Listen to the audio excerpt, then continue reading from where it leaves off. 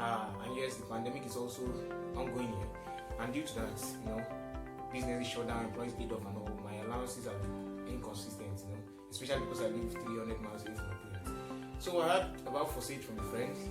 After all contradiction, are you sure? Is it safe? Should I get into this?